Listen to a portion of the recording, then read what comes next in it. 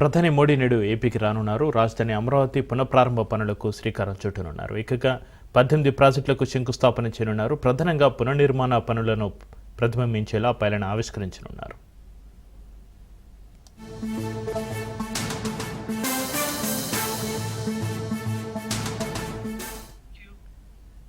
57,940 కోట్ల రూపాయలతో రాజధాని పనులు ప్రారంభం కానున్నాయి. ఒక్క అమరావతిలోనే 49,040 కోట్ల పనులకు మోడీ శ్రీకారం చుడతారు. అదేవిధంగా 8,000 కోట్ల విలువైన కేంద్ర ప్రాజెక్టులకు ప్రధాని శంకుస్థాపన చేస్తారు. ఇక నాగాలంకలో మిసైల్ టెస్ట్ రేంజ్ను ప్రారంభించనున్నారు ప్రధాని మోడీ.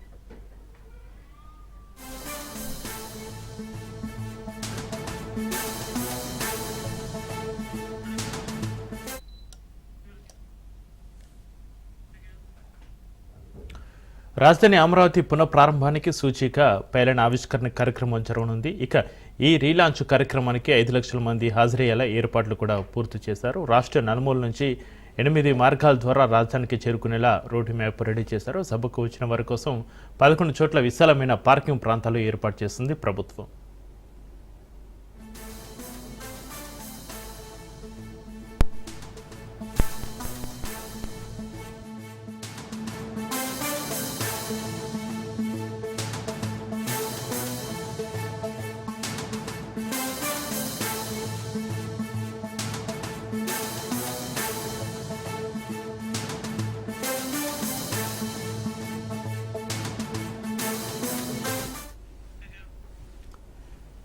ఇక రాజధాని అమరావతి ప్రాంతంలో మోడీ పాల్గొనే కార్యక్రమాలపై ఆడియో అండ్ వీడియో ప్రదర్శన నిర్వహించారు. అదేవిధంగా అమరావతి విశేషాలపై లఘు వీడియో చిత్రీకరించారు. ఈ వీడియోను ప్రధాని మోడీ తొలగించే విధంగా ఎల్సీడీ స్క్రీన్లపై టెస్ట్ రన్ నిర్వహించారు. ఇక ఇదే అంశంపై మరింత సమాచారాన్ని మా ప్రతినిధి వాసు అందిస్తారు.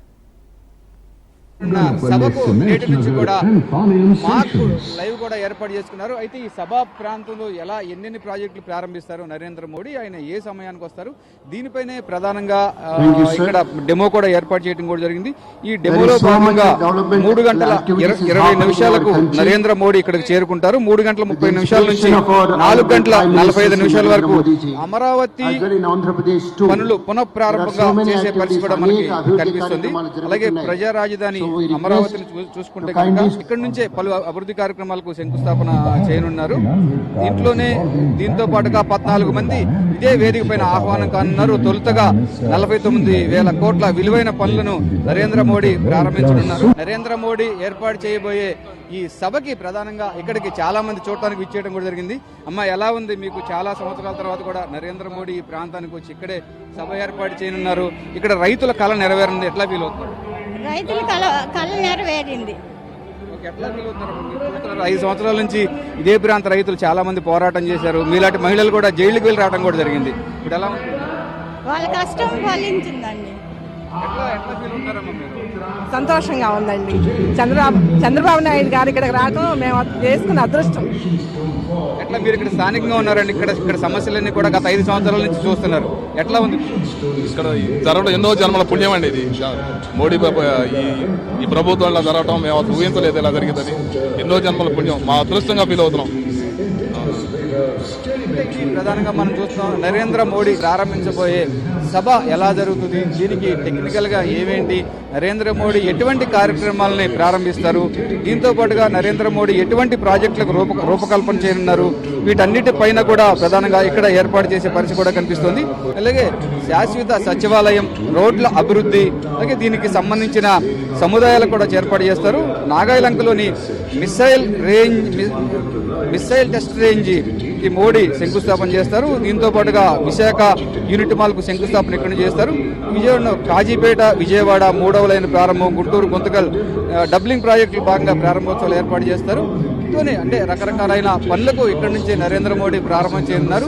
నరేంద్ర మోడీ అంటే ఇక్కడికి వచ్చే సమయానికి ముందుగానే అంటే ఇదంతా కూడా ఒక డిస్ప్లే ద్వారా పెద్ద స్క్రీన్స్ పెట్టి డిస్ప్లేతో కూడా ఏర్పాటు చేయనున్నారు. దీనిపైన మనతో మాట్లాడేందుకు అమరావతి రైతులు కూడా మనతో పాటు ఉండడం కూడా జరిగింది. సార్, ప్రధానంగా చెప్పండి, ఎక్కడ ఏర్పాట్లన్నీ ఎలా ఉన్నాయి? అంటే గతంలో 5 సంవత్సరాల నుంచి కూడా చాలా ఇబ్బందులు పడ్డారు ఈ ప్రాంతం. ఈరోజు చాలా ఆనందంగా ఉంది. ఎందుకంటే ఒక విధ్వంసం నుండి వికాసం వైపుకి అడుగులు మల్లుతూ ఉన్నాయి. ఏదైతే గత పాలన కాలంలో అమరావతి రాజధాని విధ్వంసానికి గత ప్రభుత్వం ఏ విధంగా ఒడిగట్టిందో మనం అందరం చూసాం. 1631 రోజుల పాటు కొనసాగినటువంటి అమరావతి రాజధాని పరిరక్షణ మహోద్యమం వలన ప్రజలందరూ కూడా ఈ అమరావతిని కాపాడుకుందాం, ఈ విధ్వంసం నుండి బయటికి వెళ్దాం, మన బిడ్డలకు బంగారు భవిష్యత్తును అందించే అక్షయ పాత్ర లాంటి అమరావతిని కాపాడుకోవడం ద్వారా మన జీవితాలు మెరుగవుతాయనే ఉద్దేశంతో అందరూ కూడా కలిసికట్టుగా ఓట్లు వేయడం ద్వారా కూటమి ప్రభుత్వం అధికారంలోకి వచ్చింది. మాన్యశ్రీ నారా చంద్రబాబు నాయుడు గారి నేతృత్వంలో పవన్ కళ్యాణ్ గారు, లోకేష్ గారి సహకారంతో, అదేవిధంగా దగ్గుబాటి పురంధరేశ్వర గారి సహకారంతో కొనసాగుతున్నటువంటి ఈ ప్రభుత్వంలోకి సంపూర్ణమైనటువంటి మద్దతు శక్తివంతులైనటువంటి భారత ప్రధాని నరేంద్ర మోడీ గారు అందిస్తా ఉన్నారు. వారి దివ్య హస్తాల మీదుగా ఈ యొక్క వికాసం వైపు మళ్ళేటప్పుడు మరొకసారి పునఃప్రారంభం చేయడం అనేది చాలా ఆనందదాయకంగా ఉంది.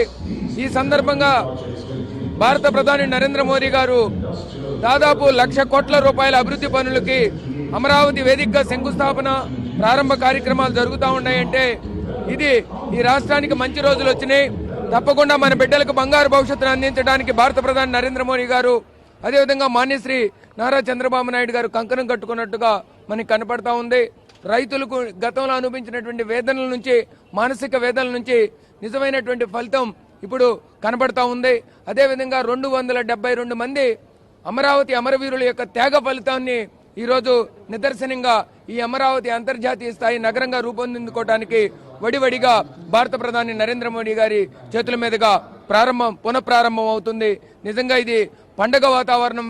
అనేక రకాలుగా ముందుకొచ్చి పూర్తి సహాయ సహకారాలు అందిస్తున్నటువంటి నరేంద్ర మోడీ గారికి, అదేవిధంగా మాన్యశ్రీ నారా చంద్రబాబు నాయుడు గారికి, పవన్ కళ్యాణ్ గారికి, లోకేష్ గారికి, అమరావతి ప్రాంత రైతులందరి తరఫున కూడా ధన్యవాదాలు, కృతజ్ఞతలు తెలియజేసుకుంటా ఉన్నాం. ప్రధానంగా చూసుకుంటే కనుక గత ప్రభుత్వంలో రైతులు చాలా ఇబ్బందులు పడ్డారండి. అంటే కేంద్ర ప్రభుత్వం కూడా అప్పుడు రైతులను ఏమీ ఆదుకోలేకపోయింది, బీజేపీ గవర్నమెంట్ ఉన్నప్పుడు కూడా. అంటే శాశ్వత ప్రాతిపదికన మీరు 5 సంవత్సరాల క్రితం భూములు ఇచ్చి కనీసం 1 పైసా దాని మీద ఆదాయం లేకుండా చాలామంది ఇబ్బందులు పడే పరిస్థితి ఉంది. అంటే ఇక్కడ దీన్ని అభివృద్ధి చెందుతుంది అనుకున్న ఒకవైపు భూములు ఇవ్వడం కూడా జరిగింది. ప్రభుత్వం మారిపోవటం మూలంగా కూడా ఇబ్బందుల్లోకి వెళ్ళటం మరోవైపు జరిగింది. ఆ సమయంలో బీజేపీ కేంద్రంలో ఉన్నప్పటికీ రైతులను ఏ రకంగా కూడా ఆదుకోలేకపోయింది. మరలా అటువంటి పరిస్థితులు రాకుండా ఈ రైతులకి కేంద్ర ప్రభుత్వం ప్రత్యేకంగా ఏమైనా హామీ ఇచ్చే అవకాశం ఉందా? అట్లాగే పార్లమెంట్లో ఏదైనా బిల్లు పెట్టమని చెప్పి రేపొద్దున చంద్రబాబు నాయుడు గారి ద్వారా మీరు నరేంద్ర మోడీ గారిని ఏమైనా అర్జీ పత్రం ఇచ్చేదేమైనా ఉందా? ప్రజాస్వామ్యంలో ఏ రాజధాని కూడా శాశ్వతమైన రాజధాని హక్కులను కల్పించే విధంగా బిల్లులు, చట్టాలు తీసుకురావడం నాకు తెలిసినంత వరకు సాధ్యం కాకపోవచ్చు. కానీ ఏదైతే విభజన చట్టంలో ఉన్నటువంటి విభజన చట్టంలో ఒక స్పష్టంగా ఉంది, మొదటి 10 సంవత్సరాలకి హైదరాబాదు ఉమ్మడి రాజధానిగా ఉంటుంది, 10 సంవత్సరాల తర్వాత హైదరాబాదు తెలంగాణ రాజధానిగా ఉంటుంది, 10 సంవత్సరాలలో ఆంధ్రప్రదేశ్ ఒక కొత్త రాజధానిని ఏర్పరచుకోవాలని విభజన చట్టంలో రాయటం జరిగింది. దాన్ని బట్టి ఆ విభజన చట్టాన్ని అనుసరించి ఆంధ్రప్రదేశ్కు రాజధానిగా అమరావతిని ఏర్పాటు చేసుకోవడం జరిగింది అనేటువంటి ఒక నోటిఫికేషన్ ఇచ్చేటువంటి విధానం ఉంటుందేమో ముఖ్యమంత్రి గారు పరిశీలిస్తా ఉన్నారు. తప్పకుండా అటువంటిది ఉంటే నిజంగా మరొకసారి ఈ అమరావతి రాజధానికి ఎటువంటి డోకా లేదు అనేటువంటి ఒక భరోసా లభించవచ్చు. అయినప్పటికీ కూడా ఇప్పటికే ఉన్నటువంటి 29 రాష్ట్రాల్లో 28 రాష్ట్రాల్లోకి ఏ రాజధాని కూడా నోటిఫై చేయబడలేదు. కాబట్టి సాంకేతికంగా నోటిఫై చేయాల్సినటువంటి అవసరం లేదు. అదేవిధంగా రైతులకు ఒప్పందాల ప్రకారం ఇప్పటికే కోర్టులో ఉంది, హైకోర్టు వారు చెప్పారు. హైకోర్టులో చెప్పినటువంటి విషయం ఏంటంటే రాజధానిని మార్చడం రైతులతో అంగీకారం ఒక ఒప్పందం చేసుకున్న తర్వాత వాళ్ళ భూములు తీసుకొని రాజధాని నిర్మాణం చేస్తామని చెప్పి ఆ రాజధానిని తరలించేటువంటి శాసన అర్హత ఈ రాష్ట్ర ప్రభుత్వానికి లేదు అనేటువంటి హైకోర్టు తీర్పిచ్చింది. అది సుప్రీంకోర్టులో ఉంది. సుప్రీంకోర్టు వారు గనక రాజధానిని మార్చేటువంటి అధికారం రాష్ట్రానికి ఉందా లేకపోతే కేంద్ర ప్రభుత్వానికి ఉందా అనేటువంటి స్పష్టమైనటువంటి తీర్పు వచ్చేటువంటి అవకాశం ఉంది. ఒకవేళ సుప్రీంకోర్టు కేంద్ర ప్రభుత్వానికి ఉంటే ఎప్పటికీ కూడా ఈ రాజధాని మార్చేటువంటి అవకాశం ఉండదు, అన్లెస్ పార్లమెంట్ భావిస్తే తప్పితే. కాబట్టి అటువంటి సందర్భాలు ఎక్కడ ఉత్పన్నం కాలేదు. కాబట్టి తప్పకుండా ఈ అమరావతి రాజధాని శాశ్వతమైనటువంటి రాజధానే. ఎందుకంటే ఇక్కడ అనేక రకాలైనటువంటి ప్రపంచంలో ఎక్కడా లేనటువంటి విధానం, ఒక అభివృద్ధిలో రైతులను భాగస్వాములు చేస్తా రాజధాని నిర్మాణ కార్యక్రమం జరిగినటువంటి ఏకైక రాజధాని అమరావతి మొత్తం ప్రపంచవ్యాప్తంగా కూడా. కాబట్టి అటువంటి రాజధాని విరాజిల్లుతుంది తప్పితే ఎప్పటికీ కూడా ఎటువంటి పాలకులు వచ్చినా కూడా కనుమరుగయ్యేటువంటి అవకాశం లేదు. ఎందుకంటే ఇప్పటికే కూటమి ప్రభుత్వానికి ఇంకా 4 సంవత్సరాల కాలం ఉంది. ఆ 4 సంవత్సరాల కాలంలో ఇప్పటికే అన్ని కాంట్రాక్టుల్ని ఇచ్చినటువంటి బిడ్డింగ్లు కనుక మనం చూసినట్టయితే ఆ కాంట్రాక్టుల యొక్క విధానం చూస్తే ఆ టర్మ్స్ లో దాదాపు 2028కే పూర్తిగా చేయాల్సినటువంటి బాధ్యత ఉంది కాబట్టి ఆ విధంగా పూర్తి చేసే అవకాశాలు స్పష్టంగా కనబడతా ఉన్నాయి కాబట్టి ఎటువంటి సందేహం లేదు. అయితే నరేంద్ర మోడీ గారు ప్రసంగించబోయే ఇదే వేదిక పైనుంచి కూడా రైతులైన మాకు 29 గ్రామాల రైతులకు భరోసా ఉంటుందని చెప్పేసి మాత్రం రైతు నాయకులు తెలియజేస్తున్నారు. ఏది ఏమైనప్పటికీ మోడీ గారు ప్రసంగించబోయే ఈ సభ ద్వారా తమకి పూర్తిగా ఇదంతా కూడా నమ్మకంగా ఉంటుందని చెప్పేసి కూడా అనే పరిస్థితి కూడా కనిపిస్తుంది. మోడీ గారు ప్రసంగించబోయే సభ ఆయన ఇవ్వబోయే హామీల ద్వారా పూర్తిగా రైతులకు మాకు భరోసా ఉంటుంది, మాకు నమ్మకం ఉందని చెప్పేసి మాత్రం రైతు నాయకులు తెలియజేస్తున్నారు. కెమెరామెన్ కిరణ్ తో వాసు, రాజ్ న్యూస్, అమరావతి.